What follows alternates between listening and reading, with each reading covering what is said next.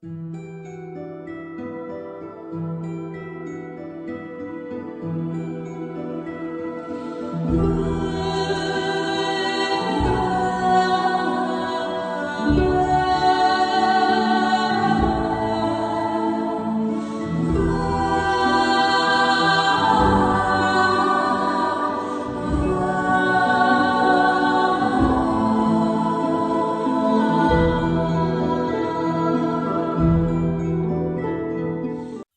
here we are, Act 2. It's 2 months and 2 weeks past the promised date. Sorry about that.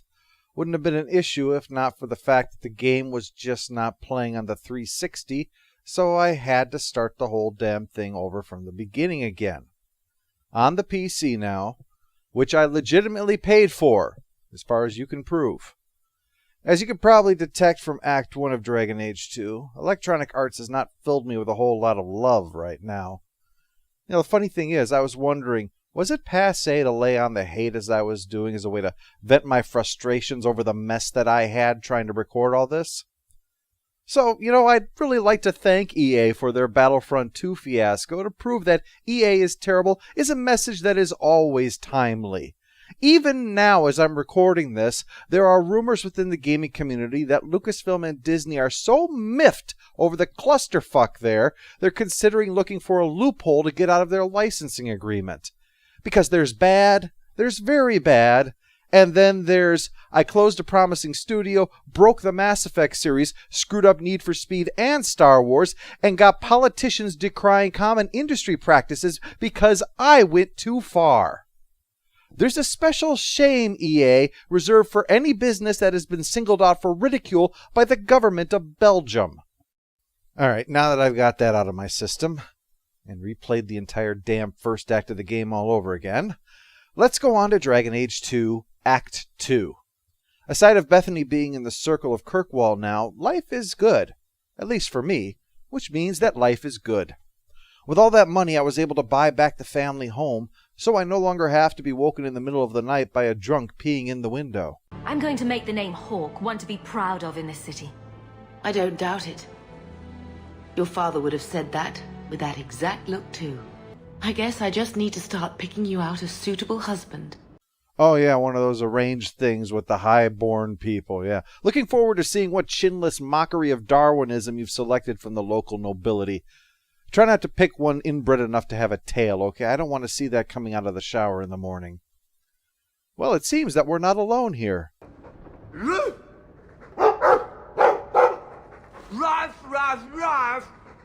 It almost would be worth it to make one of the stuck-up nobles have to deal with this kind of thing every day.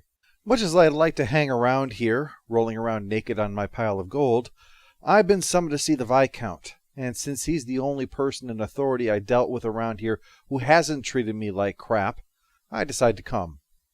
Does have a nice office, I'll give him that. Look at that. Oh, sorry. I'm used to scoping out a place that I might come back and rob. Old habits die hard. When I show up, he's griping with the Seneschal about things. Meredith at my throat, Orsino at my heels, and a city scared of heretical giants. That sounds bad. Yeah, that definitely sounds like a case of not my problem. The Arishok has requested you. By name. What did you do?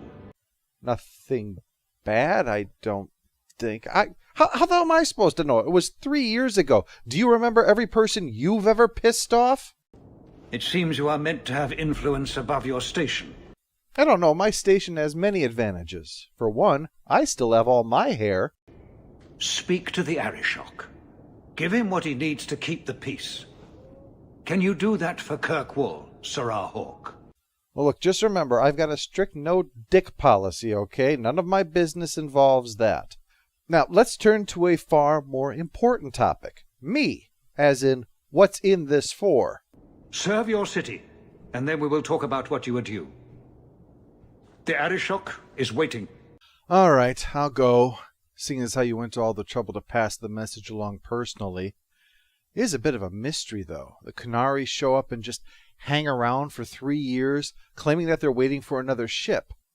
But even if they had to build another one, and then sail it around the world from the opposite direction, it wouldn't take this long. So what's up? What's the real agenda here? Obviously, they're not planning to conquer Kirkwall. I mean, the Arishok has less men every day that goes by, certainly not offset by the few who choose to join the Qun. He's waiting for something. It's got to be something very important if he's willing to let years pass living down there. It's definitely a mystery, but we've got one of our own right now as we come across a Templar in the square. Sebastian! Stop this madness! The Chantry cannot condone revenge, Sebastian! It is my right, my duty, to show these assassins there is nowhere in the Free Marches to hide. This is murder! No. What happened to my family was murder. Sebastian's not the mystery. The mystery is how Bethany got there too. And again, the answer is time travel. Sebastian here is part of the DLC. Yeah. I was originally going to cover just the core game back in November, and then I would do all the DLC now, similar to the way that I did Awakening as one big package. But with the plan screwed, I'm incorporating this into one great big series now. So yeah, you'll get to see the full view of Dragon Age 2. And if you're curious, yes, after having paid for all of these on the Xbox 360, I absolutely, positively paid for them all again on the PC, despite never having had a chance to use them on the Xbox. Yes, sir, I definitely did that, as far as you know. Sebastian's note says that all members of his family were slaughtered by the Flint Company, a bunch of mercenaries. He calls it a crime against all free-thinking members of the Marches, which I don't want to downplay the mass murder or anything, especially when it was down to even the smallest child, but I don't see how it particularly impacts free thinkers. It seems more like you could just say it's an affront to everyone who disapproves of infanticide, which is really most people. But anyway, the point is, he has placed a bounty on the head of all members of the Flint Company, and we're prepared to collect on that.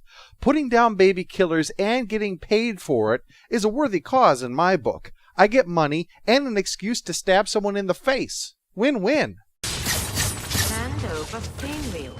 You even idea of the danger it poses. Oh yeah, don't mind us. Just go on with your petty arguing over there. We're fine. Once we finish fighting child murderers, we can get down to more important matters, like helping remove the rod from this Templar's ass. Fenril, that half-elf, half-human kid we sent over here, has been discovered, so the Templars want to drag him back. The one in charge here captured an elf hunter and tortured him for information, because as we've established, nuances for games not named Dragon Age 2. Well, the elves have not taken kindly to that. This is your last chance to leave and avoid bloodshed, Hawke. Dude, did you not see me kill like 6 guys right next to you? So much for the heightened elf sense of their surroundings. The Templar makes clear that this isn't about apostates, though. It's about Fainril slipping through their fingers. The Templars hate it when a mage gets away. It's like the tale of the Good Shepherd, only instead of bringing the lost sheep back, the shepherd beats the living shit out of the sheep first to let the other sheep know who's boss around here. But Hawke appeals to the Templars' better nature, by which I mean balancing the bigotry against mages against the bigotry against elves, which convinces the Templars to leave. I'm starting to see the priests of Andraste as being Vorta, who like to talk a good game, but in the end they're fine with unleashing Jem'Hadar to lay waste to the uncooperative. After dealing with the rest of the mercenaries, we visit Sebastian in the Chantry.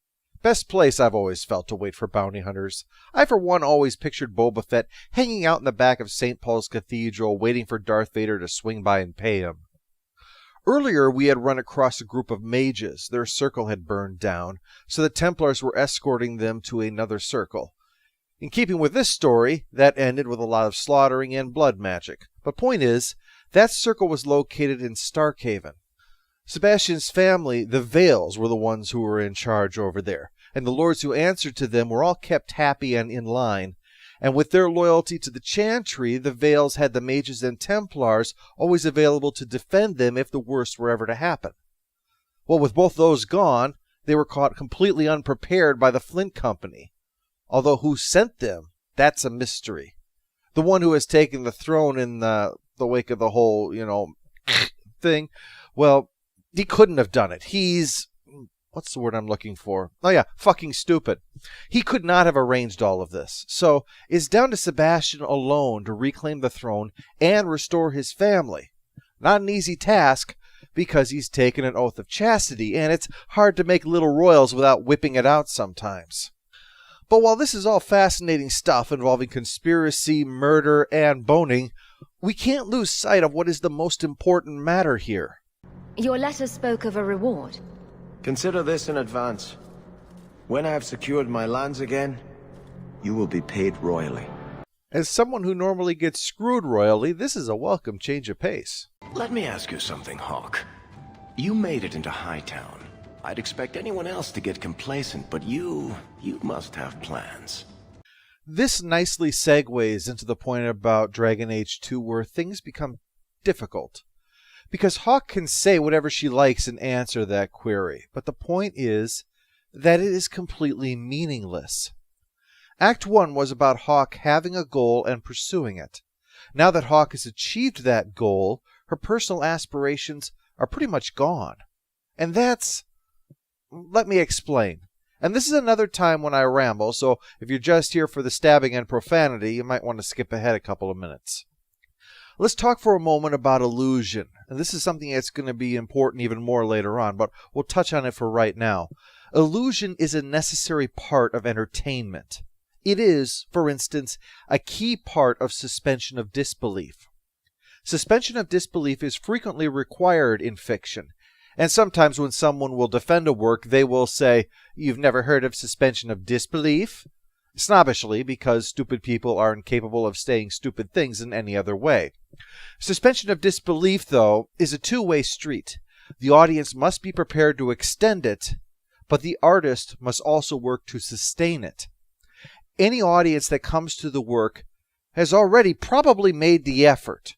So in those cases, if it is lost, the artist is to blame. Maintaining the illusion is their job. If you make me suddenly realize that I'm just watching a movie because you've said or done something, that's your fault, not mine. This is because, for the most part, we want to be fooled by the illusion. That's why we've come here. Now, what games tack on to that, especially RPGs, is giving the player a sense of importance in the long run in the game. You don't have to be the president or change the world or anything like that, but you have to have the sense that you are important, that you have consequence. Otherwise, what's the point of even being here? If you want to feel inconsequential, most of us can go back to our regular lives and feel that way. The game is about escaping that. It's escapist fiction, after all. So this illusion is very important. And okay, this is going to seem off the subject, but follow me here and I'll bring it back around to that point. There was a study done involving police interrogations which were videotaped, and these interrogation sessions resulted in confessions.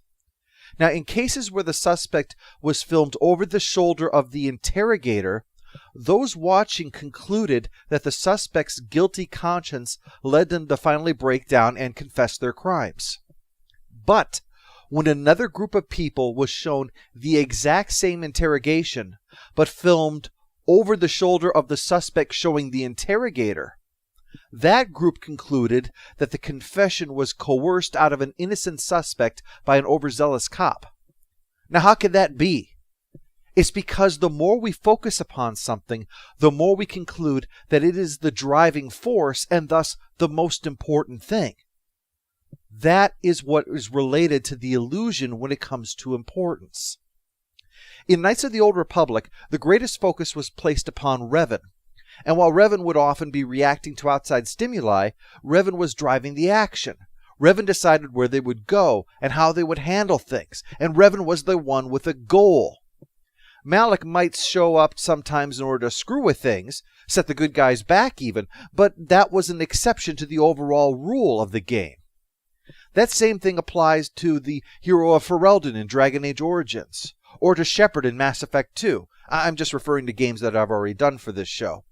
The focus and the driver of the story were the same thing in all those cases. Dragon Age 2 deviates from this, because the primary focus is on Hawke, so the illusion might be conveyed that Hawke is important. Hawke certainly plays an important part in events, but Hawke is not driving events, but rather reacting to them. Hawke might make an important decision, but that's not the same thing. Shepard is a tank that decides where to go and goes there, and it takes a concerted effort to force her to change direction. Hawke, on the other hand, is a person who operates the switch on a railroad track. She can decide which way to send the train, sure, but she's not the one who's driving that train. This is part of the reason for the divided fan response on Dragon Age 2. For some, the focus of the game upon Hawke is sufficient to maintain the illusion that Hawke is important. And even if it is later pointed out, the pleasure gained from the game will remain positive enough to overlook or even praise those aspects of it. This is not to say that those players are deluded, because as established, the entire point of this is to create and maintain an illusion. It's working as intended. But when you break that illusion, it's irksome and results in a backlash, just like when suspension of disbelief is lost in a film. If you wanted to have a really good look at this kind of thing, look at the Star Wars The Old Republic expansion called Knights of the Fallen Empire. Kotfi is generally considered to be the worst expansion, and while there are numerous complaints, the story-related ones generally lead back to the same point. The illusion has been lost. The companions and the villains are frequently overshadowing the player. And what's more, there are whole scenes where the companion or villain are the focal point, or where the player isn't even there. Remember what I said about the illusion about focus. The more you look at something, the more you assume that that is driving events, even if from an objective point of view it's not. In this case, you were being demonstrated that you had no control, and then by not being shown or by being overshadowed, it proved that you had no control. The player was shoved into the background while everyone else was given focus in the game. You were told that you were important, but the game doesn't act like you were important. And someone tried defending this by saying, what is Star Wars if not a tale of redemption? But it ignores the fact that it's not about the redemption of the player. Even if that tale of redemption might involve you, be shaped by you, if the focus is not primarily upon the player and their actions, the illusion of importance gets lost. This is why when Kotfi ended, and this is a completely true story, as the credits rolled, I turned to my wife and I said, you know, this has to be the worst thing that happened to me today. And she said, but you were brought to the ER because we thought you had a heart attack. I said, yeah, and I stand by that statement. So getting back to Dragon Age 2, what you're seeing here, starting with Act 2, is that Hawke has lost her ability to be proactive. There are larger forces at work here, but she can't do a damn thing about any of it. And they have nothing at all to do with her. They have nothing to do with her actions, and they have nothing to do with her own personal goals. You're no longer an adventurer. You're involved in things because there's bugger all else for you to be doing right now.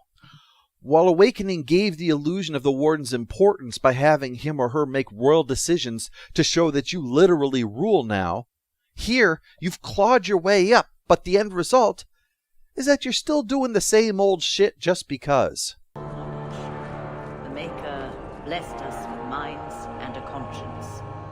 He does not approve when we fail to use them. That young lady, Hawke, she decimated Flint Company. No survivors. Yet, now that I know who sent them, it's harder to see their deaths as justice. Death is never justice.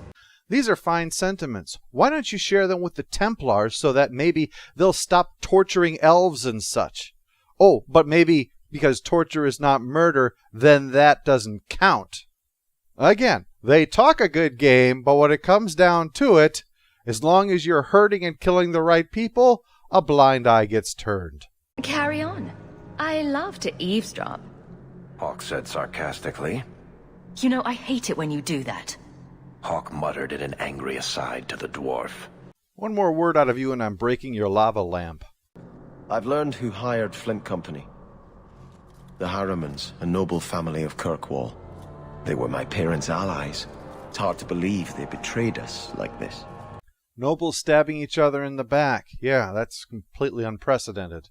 He thinks he should confront them over what has happened, but he's worried about going alone because he's the last of his line and doesn't want to die, so he'd like somebody to come along and defend him if need be. Why is everyone looking at me? I don't know why Choir Boy here didn't yell Hawk to the rescue. That's clearly what he was going for. If this allows Sebastian to make peace, it is worth doing. You've taken on lesser causes. You see what I mean, though?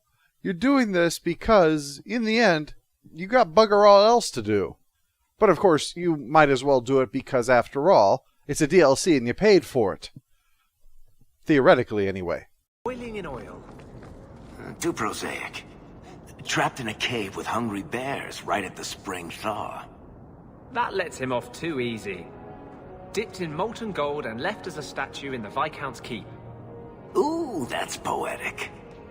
What are you two talking about? What to do to Bartrand when I find him. Any suggestions?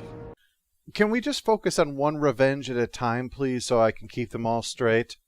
We arrive at the place only to find the door wide open and not a guard in sight. It takes a while, but eventually we find one of the ladies of the house. More! You lazy son of a bitch! What's taking so long? How dare you talk back to me like that? Besides the woman losing an argument to a barrel, we also find someone trying to melt down gold so they can pour it over an elf. Sebastian busts that up, but soon we find everybody who hasn't been reacting to us at all suddenly gathered downstairs to try to stop us. Odd. When we watched you being a drunken ass, you ignored us completely. You shall not enter.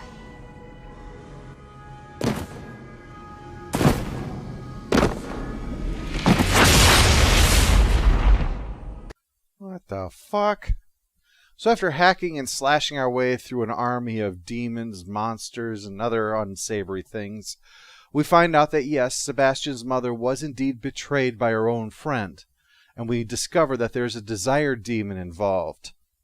Fair warning, they have upgraded the textures for Dragon Age 2, so the desire demons are a lot more hanging out there.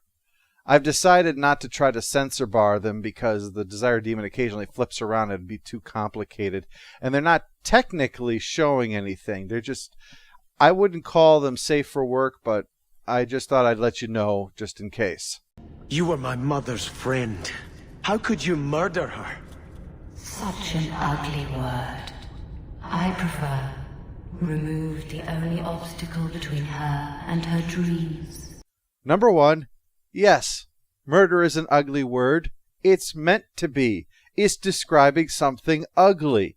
We don't want to describe it with something cute sounding. When the prosecutor stands up, he doesn't turn to the jury and say, "And now I present to you the guilty party who has committed this horrible act of a smooshy booshy wooshy wooshy. Make sure he pays for his crimes." And second, what you gave doesn't fit either because it's not a word and it's not exactly pretty. It's a long, rambling hodgepodge, which can be simplified by an existing word, murder. Are you offering a deal? A deal? With you? What have you to trade other than ambition too large for your grasp? Bring me the loyalty of 2 cities. Then perhaps you will be worthy of notice. We've reached the point now where the game is just flat out admitting that Hawk is not important. I literally cannot sell my soul to the devil. Oh, you're offering me the chance to feed on your desires? Sorry, I reserve that for people who actually matter. Stop wasting my time. Well, since we're an obstacle now too, I guess it's time for us to be murdered, or whatever invented word you want to make for that long, rambling rationalization from earlier. Of course, we make short work of the Desire Demon and her puppet. and that means that everybody else is freed now. The daughter apologizes to Sebastian for her mother's ambition. If it takes every last coin my family owns, I will make reparations to everyone we've wronged. That is very noble of you. And on a completely unrelated subject, do you have any idea how wronged I've been? Not only was I constantly attacked by monsters in your house, but I also got snubbed by a desire demon. That's serious pain and suffering over on the top. Any jury would see that.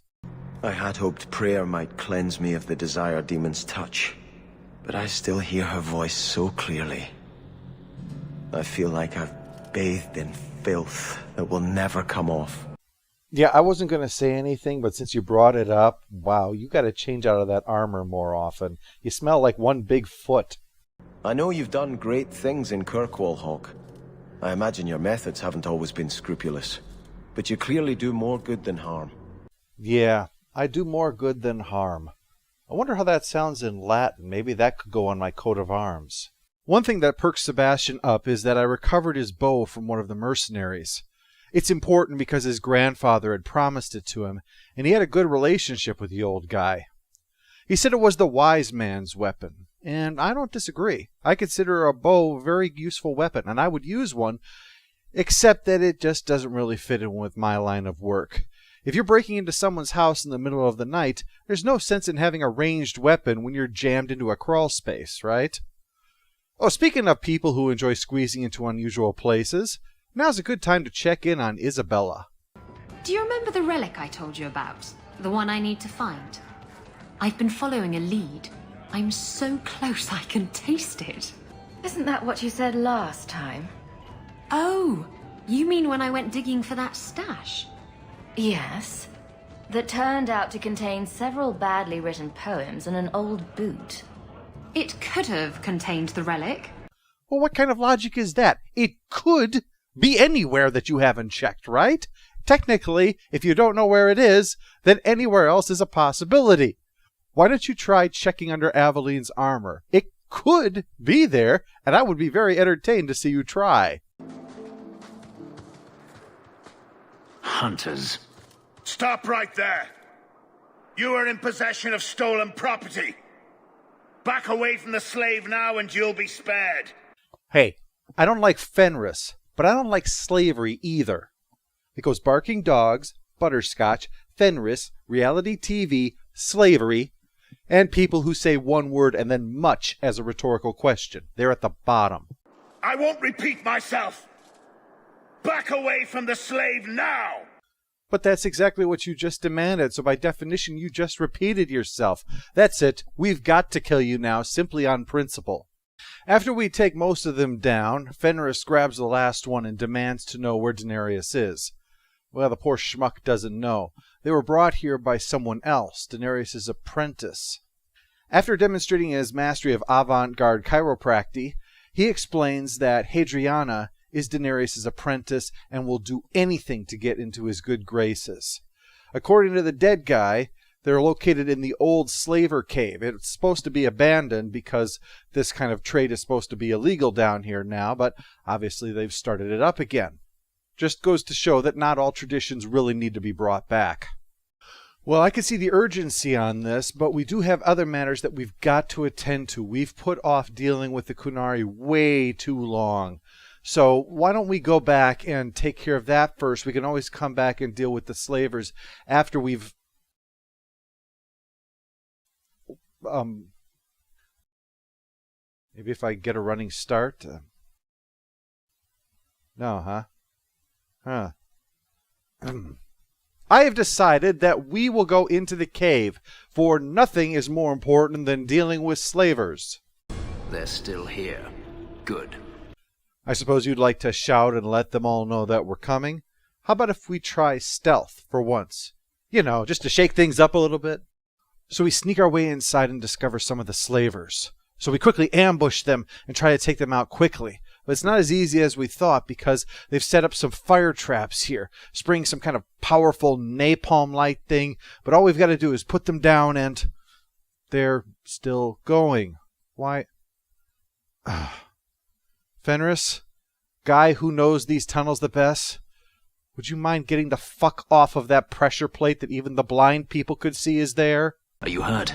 Did they touch you? They've been killing everyone. They cut Papa, bled him. Why? Why would they do this? These poor people. This is ghastly. The Magister, she said she needed power, that someone was coming to kill her. Yeah, Meryl, you gotta understand that blood magic involves blood. And not everyone is interested in just using their own. Are you my master now? No. But I can cook. I can clean. What else will I do? If you go to Kirkwall, I can help you. Yes? Oh, praise the Maker. Thank you. I didn't realize you were in the market for a slave. It's called a job, Q-Tip. Not everybody gets to live in a mansion they stole. Ah, then that's good. My apologies. It's really hard to believe that charity is a good thing if everybody keeps insisting on treating me like shit when I do it. We finally overwhelm all of the blood mages and get through to her, so she's the last one standing. Well, lying anyway. Fenris is ready to put her down, but she offers information in return for her life, and he gives his word that he will spare her if she tells him the truth. So she explains to him about his sister and where she might be found.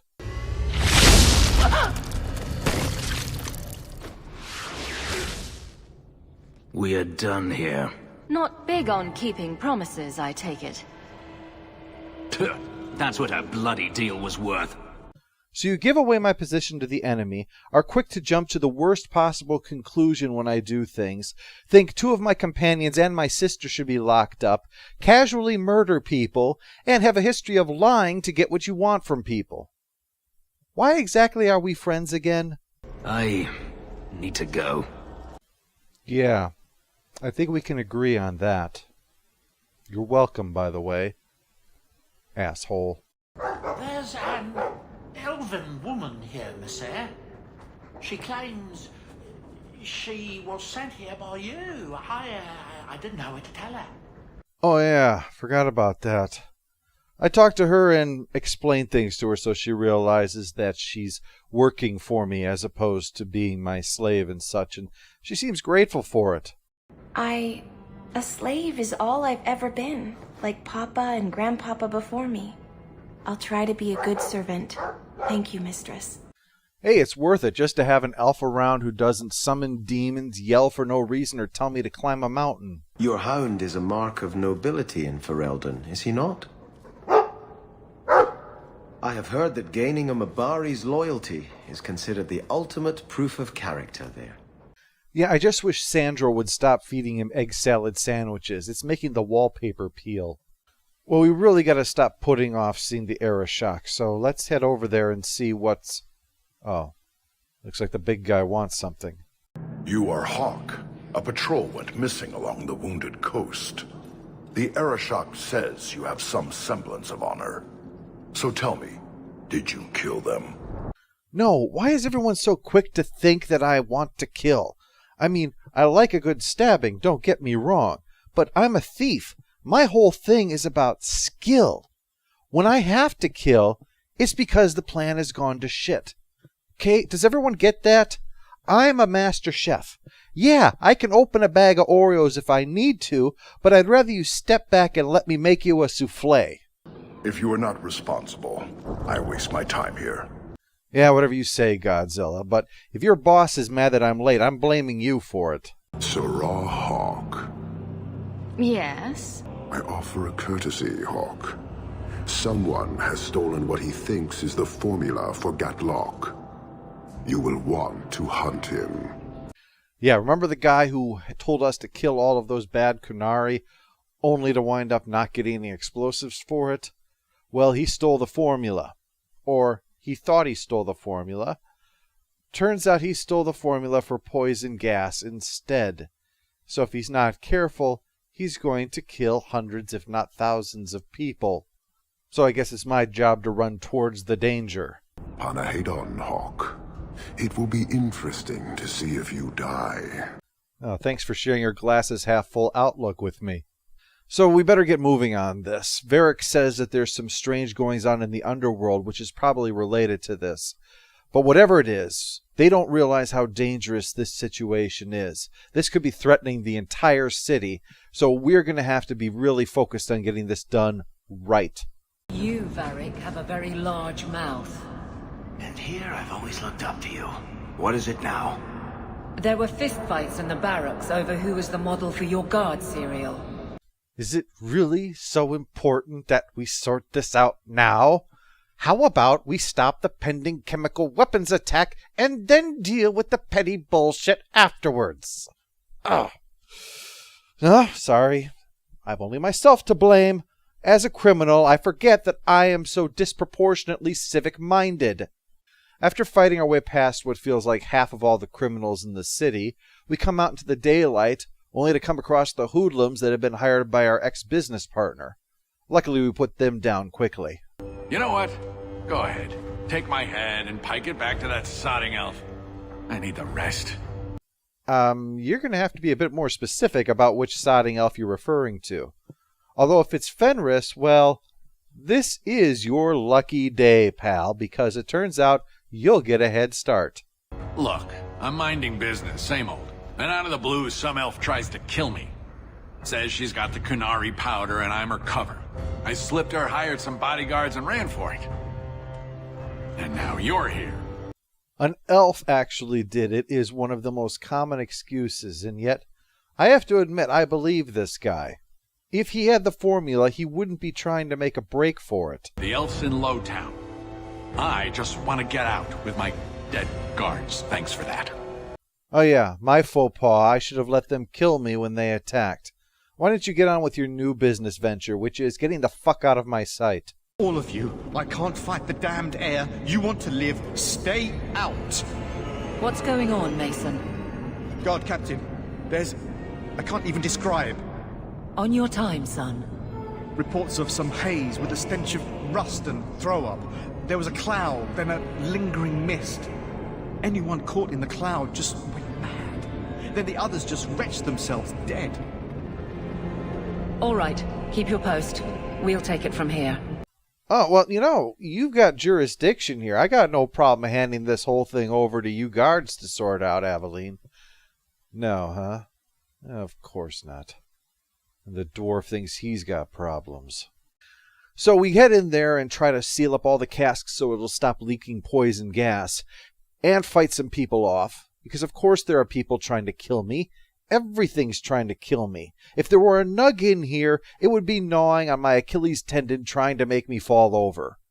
So we talked to the head of this little enterprise. Seems she had different ambitions than selling this stuff. She hates the Kunari, because elves have been converting to the Qun, because the elves have lost so much of their culture, so they're getting direction now from this alien religion.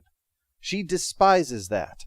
So it was suggested to her by some humans to steal the Kunari formula, use it to blow things up around town, make everybody hate the Kunari enough so that they'll do something about it. Gassing her own people was not part of the plan, but that doesn't stop her from attacking me, because nothing stops people from attacking me. If there were something that would stop them, I'd have stumbled across it by now, just by the law of averages.